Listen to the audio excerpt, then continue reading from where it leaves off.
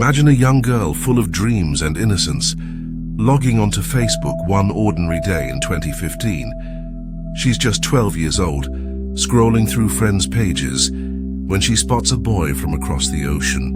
What starts as a simple online friendship blossoms into something she believes is love, a connection that spans continents, time zones, and years. But hidden beneath the sweet messages and virtual hugs is a darkness that will shatter her world.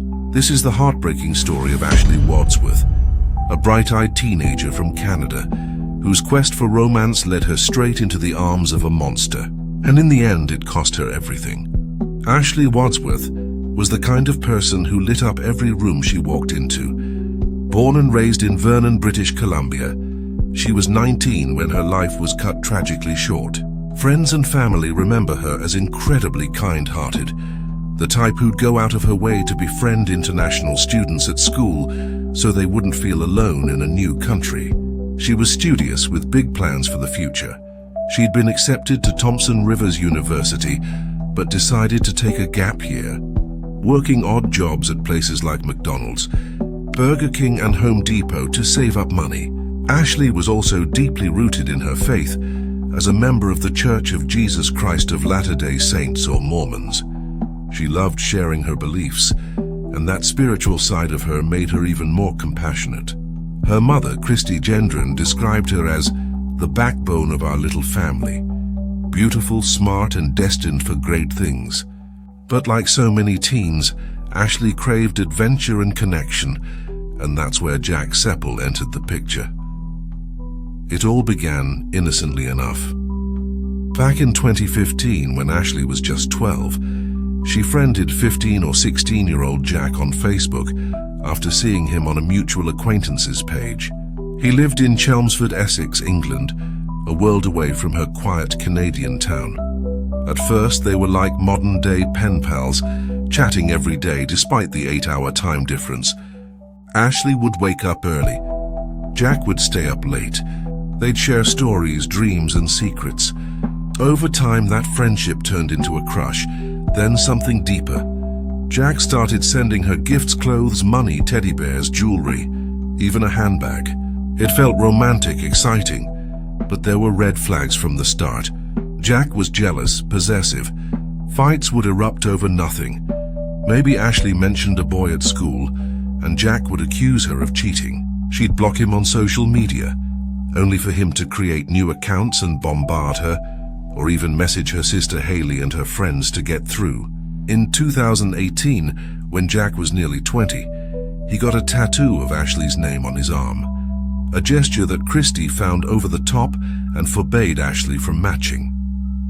That same year, during one heated argument, Jack dragged a knife across the tattoo in a twisted display of love, something Ashley's friend Tiana Kowalchuk later called his deranged way of professing his love.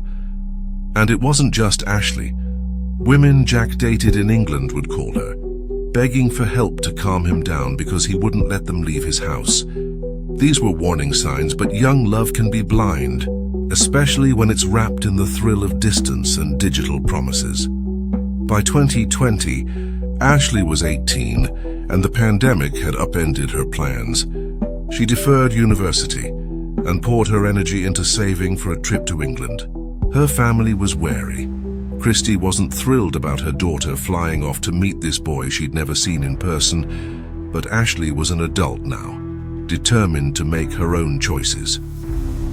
On November 12, 2021, she boarded a plane alone, posting a Snapchat from the air, her face beaming with excitement. The next day at London Gatwick Airport, she and Jack met face-to-face for the first time. She changed her Facebook profile picture to a photo of them together, and the comments poured in, friends and family wishing her well. At first, it seemed like a fairy tale. Ashley moved into Jack's row house in a public housing complex in northwest Chelmsford. They explored the town, adopted a kitten named Winston, and Ashley would FaceTime her family showing off her new life. But the honeymoon phase faded fast. Jack was unemployed, living on social assistance, and his true nature started to show. He isolated her, no chatting with neighbors. no attending church services, even though Ashley had connected with American missionaries in Chelmsford and wanted to share her faith. She'd delete her WhatsApp history to hide innocent texts from them, terrified of Jack's reaction. His control was suffocating, and the abuse turned physical. On Boxing Day, December 26, 2021, just 6 weeks after she arrived, Jack texted his mother, Tracy Dalton, admitting he'd smacked Ashley because she'd blocked numbers he suspected belonged to other men.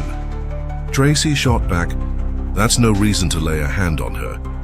Ashley started secretly documenting her bruises in a hidden Snapchat folder and confided in Haley, but swore her sister to secrecy, threatening to cut off contact if she told their mom. Then came the overdose. Late December, Jack tried to take his own life with anti-anxiety meds, and Ashley called an ambulance. She became his unofficial caregiver, locking away his pills but kept it from Christy until Haley let it slip. Christy begged Ashley to come home, but she refused, convinced she could help Jack change. The violence escalated. In early January 2022, Jack smashed a beer mug over Ashley's head. She FaceTimed Haley in tears, sweeping up glass shards while Jack paced and screamed in the background. Haley pleaded with her to fly home, but Ashley stayed. Jack's family even arranged a trip to Rye to reset things, and for a moment, it seemed better photos showed smiles, and Christy breathed a sigh of relief. But it was a facade. Late January, Jack flew into a rage over old messages on Ashley's phone. He demanded her social media passwords, hit her again, threw a candle and remote during another FaceTime with Haley. Finally, Ashley agreed to leave. She booked a flight for February 3rd, 2022. But Jack's text to his mum on January 29th hinted at his unraveling. He suggested Ashley should go home, but Tracy urged patience. On January 30th, Ashley updated her Facebook photo to a happy one, perhaps trying to convince herself or the world that everything was okay. Then came February 1st, 2022, the day that changed everything. That morning, a neighbor heard a woman scream from the flat. Ashley confided in the neighbor that Jack had beaten her. He had thrown little Winston the kitten against the wall, and she was hysterical. Fearing for her life, "He's going to kill me." Jack later apologized to the neighbor, seeming calm, but inside rage boiled over. Angered by Ashley's decision to leave facing the imminent loss of control over her, as the judge later put it, Jack attacked. He strangled her, then stabbed her repeatedly, inflicting a horrifying 90 wounds, mostly to her chest, with defensive cuts on her wrists showing she fought back. He left her body in their shared bed covered in blood and went about his day.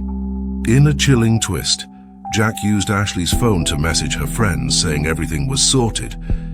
He played video games with her blood still on his hands. Around 12:45 p.m., he recorded a video on his phone covered in blood, apologizing with her lifeless body in the frame. Later, he FaceTimed his sister, showing her the scene. Friends, worried after no response from Ashley, alerted police. At 4:13 p.m., officers forced entry and found Jack, who confessed immediately, "I went psychotic, I'm sorry. I strangled her and stabbed her." The news hit Ashley's family like a freight train. Her father, Ken, woke to Haley screaming on the phone, "My sister is dead, Ashley's dead, Jack's murdered her." Christy described it as a nightmare they'd never wake from. They flew to England to collect her body, retracing her steps in a haze of grief. Ken later said the murder strained his marriage and changed him forever. He became withdrawn, uncomfortable in public, haunted by what-ifs. Haley tormented herself with questions. What were Ashley's last words? Did she ask for us? Jack's history painted a picture of a dangerous man. He'd been convicted of harassment, assaulting his own mother, and breaching restraining orders patterns of violence toward women dating back to 2014. Before Ashley, he'd abused ex-partners, and even while with her, he faced charges from a previous relationship. In court, it emerged he'd shown violent and controlling behavior throughout. In September 2022, Jack pleaded guilty to murder. At his October sentencing, the judge called him a dangerous individual and handed down life with a minimum of 23 years and 6 months. Ken addressed Jack directly. "You need to know and accept the brutality of what you've done and the never-ending pain you've caused my family." Christie added, Ashley's love for Jack ultimately cost her her life. She tried to better him and even introduce him to religion. Ashley's death wasn't just a personal tragedy, it sparked a broader conversation.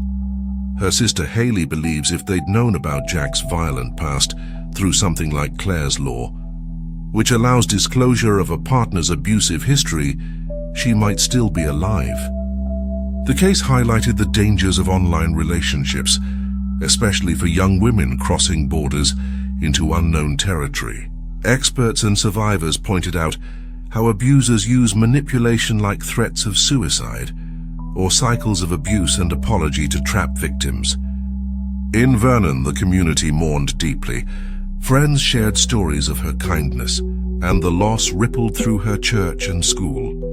Holidays and birthdays now bring an empty seat at the table for the Wadsworth family, a constant reminder of the girl who chased love and found only horror. Ashley's story is a stark warning. Behind the screen, predators lurk and what seems like destiny can turn deadly. But in remembering her, we honor her light, the kindness, the faith, the unbreakable spirit that no amount of darkness could fully extinguish. If only she'd made it home.